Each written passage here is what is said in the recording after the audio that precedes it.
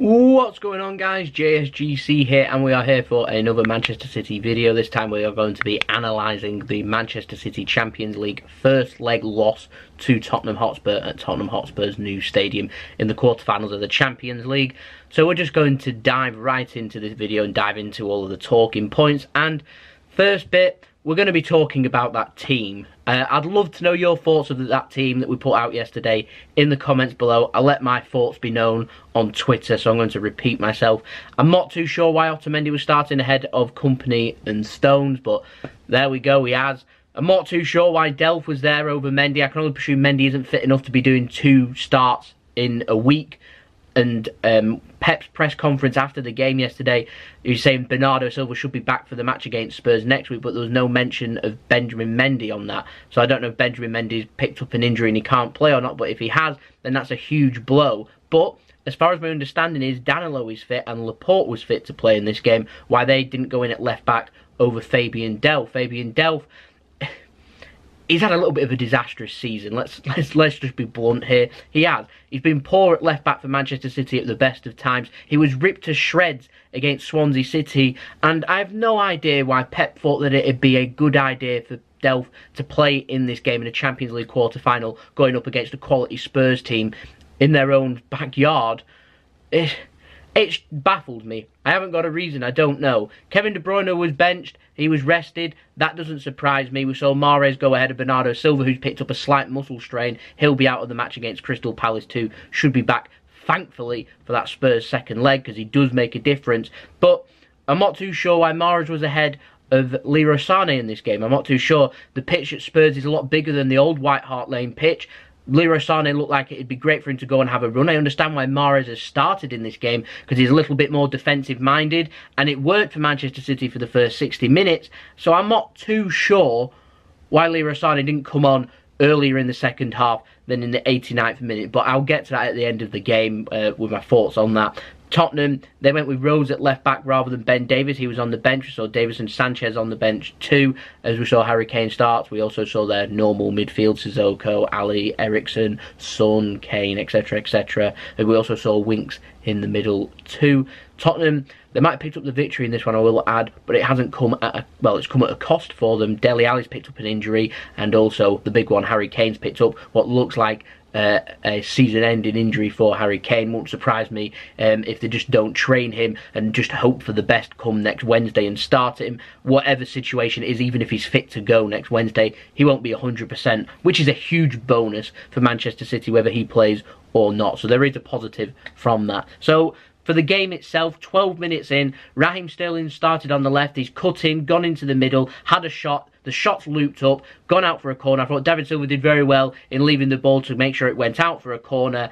Then the referee held his hand to his ear. Everyone's wondering what was happening. VAR review had shown that Danny Rose had slid in with his arm up. It's hit his arm, the shot, and a penalty was given. I will add this, I'd be fuming. I'd be furious if this was the other way around and Tottenham had got a penalty for a situation against us. It's the exact same situation as that penalty that was given to Manchester United against Paris Saint-Germain. I didn't think that was a penalty. I didn't think this one was a penalty, in my honest opinion. The Champions League and UEFA have obviously decided that anything that touches your arm, if it's away from the body, is handball. I fail to see where Danny Rose can put his arm when he's sliding in to make a block. It needs rectifying, this ruling, because it's just stupid. They're the only organisation that I know that has that. We know in the Premier League, same situation, it isn't a penalty. He's sliding in to make a block and his arm's here.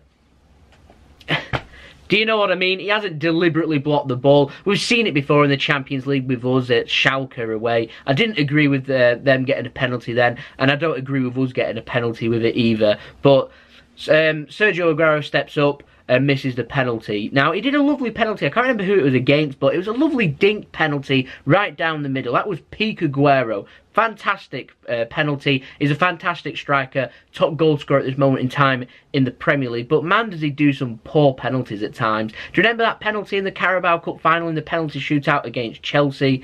Well, this one was even worse, because that one went in. It's just at the right height. There's no power. There's no accuracy. Loris guesses the right way. He's going to save it every day of the week, and he does. It's a poor, poor penalty. It's a penalty I'd expect from a striker who's out of form, who's playing mediocre at the moment in time. And Sergio Aguero, we know, isn't a mediocre striker. He's an amazing striker, a great goal scorer. And that penalty, it was just really, really poor. Maybe a little bit of justice with Tottenham saving it, but it felt crucial at the time.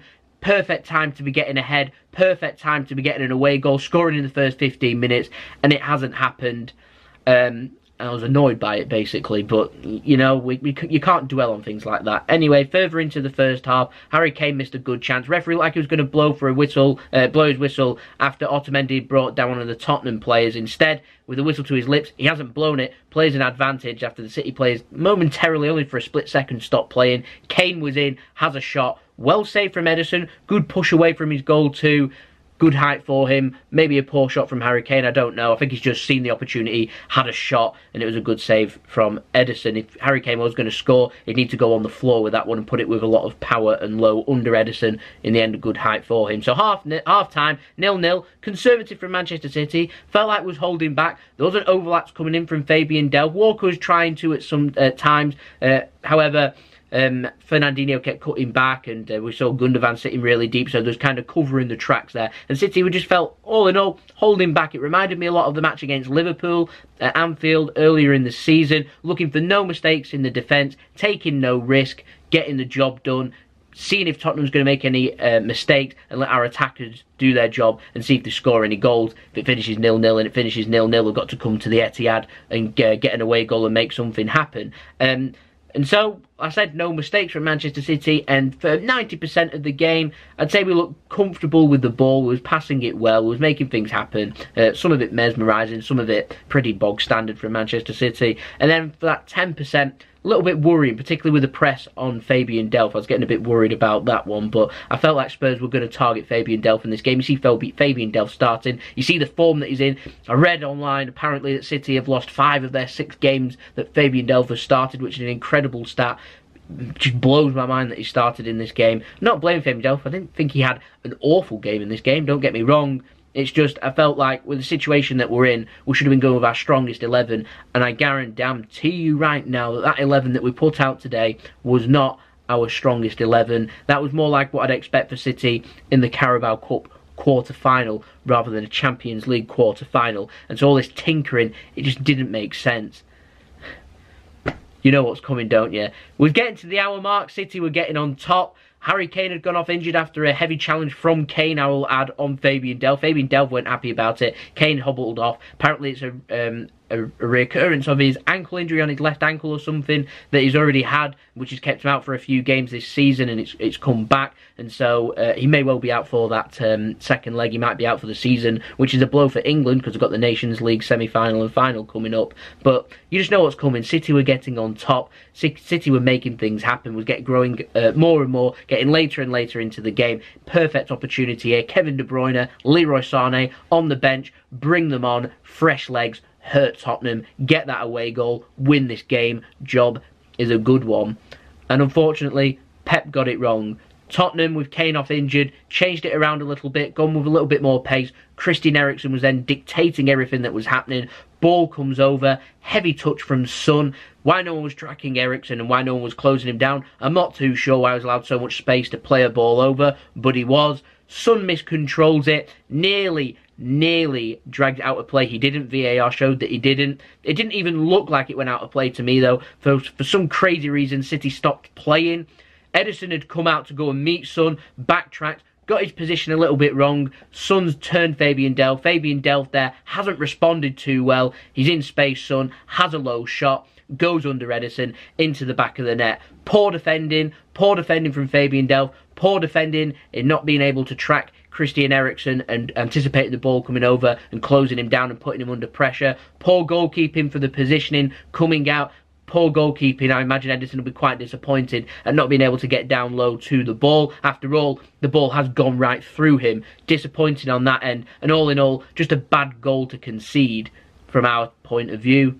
VAR did show that, like I said, it was stayed in play, and also showed marginally just onside. His arm was offside. You can't score with your arm.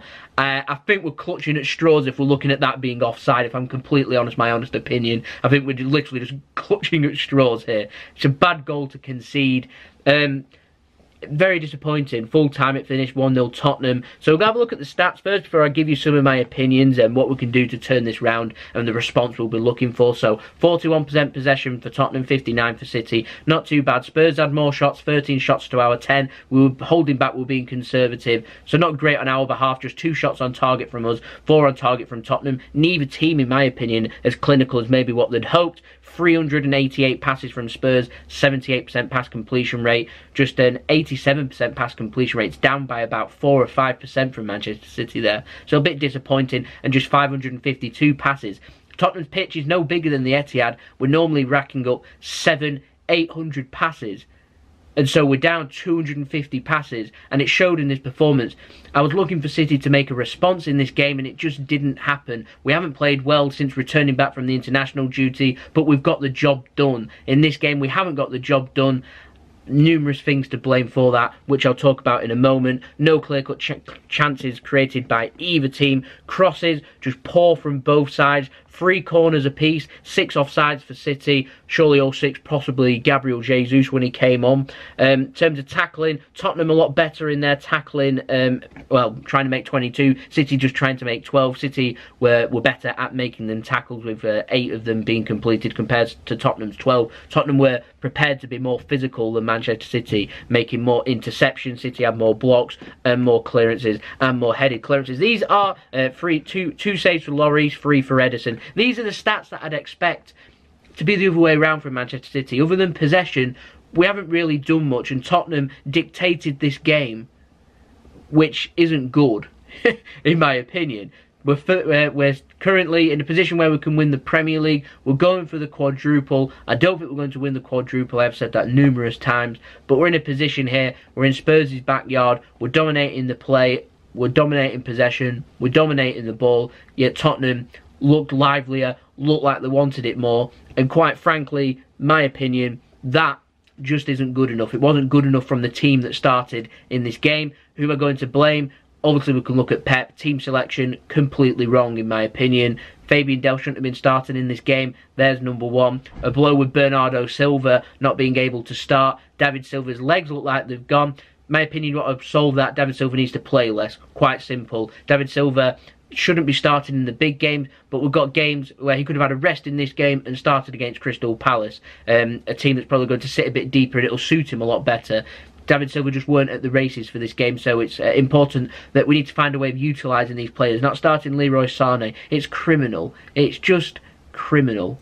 It is. It's bad. It's really bad. De Bruyne, I understand why all these changes have been made. It's just, it wasn't the time to do it. If you're that worried about tiredness, should have gone with a weaker team against Brighton in the cup, in the semi-final, instead of making it so strong. Instead, our reward for getting to the FA Cup final means that Tottenham's now got an advantage in the Champions League, and we've got it all to do at the Etihad Stadium. And so it's just disappointing. It's not a disaster. It's not a 3-0 loss like we had last year. We are more than capable of going to the Etihad and winning by 2 clear goals, which you imagine is what we're going to have to do, because Tottenham playing like they did yesterday. They played very well, by the way. Sissoko, my man of the match, which is rare for me not to give it to a City player, but Sterling was our only player I felt that actually did anything in the game. But I've given it to Sissoko. I thought it was awesome. But if Tottenham turn up and play like they did yesterday at the Etihad, and they can defend well and play like they did against Dortmund too, back in Dortmund, then we're in for a very difficult evening, and we've made things very difficult for ourselves. No away goal, losing the game. It's disappointing. It's very disappointing from us. Like I said, not disastrous. It's not a 3-0 loss like we had against Anfield. However, in my opinion, Liverpool are a little bit more open, like to come out and play a little bit more than what Tottenham will, and we need early goals. We don't get them early goals. If Tottenham score first 2, then we're in a situation where, well, we're in a desperate situation then, and it's just completely, it's very disappointing. We had a penalty to score an away goal. This result just should have been avoided. Penalty miss doesn't help. Pep's team selection doesn't help. All in all, though, it's a team effort, so manager and players have to take responsibility. And the only way they can take responsibility for this and move on is to go and put out a good performance on Sunday against Crystal Palace. We're playing before Liverpool, got a huge game coming up. They need to win that game. It's a must-win game. This is the same week we had last year where we could have gone through to the semi-final of the Champions League and won the Premier League in the week. Turned into a disastrous week and we lost all 3 games, and we've got the same week coming up now. Just played one of them important 3 games, 4 games even, that we've got coming up, and we just lost the first one. And I feel like we're not learning lessons, and for me, team selection completely wrong for this game. That's why we ended up losing this game. Going with 2 defensive midfielders, we just didn't need to. Changing up your formation and your play and your philosophy for a game in the Champions League is criminal. We've paid the price for it. They need to put it right. We've got a second leg. It's only half time. So, like I said, we want the response. It'll come Sunday. So there we go. It's been the video. Sorry it's ended up being a little bit longer, but there's quite a bit to talk about. When Man City lose, there's always going to be more to talk about, and there's obviously more to analyse and more to look forward to, and all the things for things to happen. And so, to conclude, Delph just shouldn't be starting at left back for Manchester City. The sooner Bernardo Silva's back, the better. The sooner Mendy's back, the better. Don't change things up. Just stick with what we know, which is to attack, play attacking football, play passing football. If it doesn't work, it doesn't work. We'll just go to the next game. At the moment, we changed things up. It hasn't worked.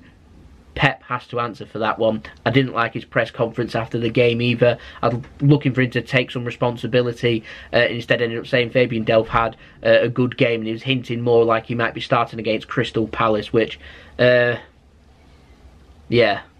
I think we'll just end the video there. So, if you enjoyed this video, leave a big thumbs up. Make sure you subscribe if you haven't already, if you're enjoying the content. Let me know your thoughts in the comments below. Go and follow me on social media. Links in description below and on screen if you want to go and follow me on there. And I'll see you all again for the next video. We'll do a little bit of a reaction video. We'll try and make things as entertaining as possible. Everything's very serious right now. So, we'll do a reaction tomorrow, and we'll try and lighten the mood a little bit and build towards the weekend where we'll have a preview up for that Crystal Palace game. And, of course, the analysis after the game. So, I'll see you then. So, it's been JSGC. Hope you have a wonderful rest of your day. Down, but not out. Peace. Ciao for now.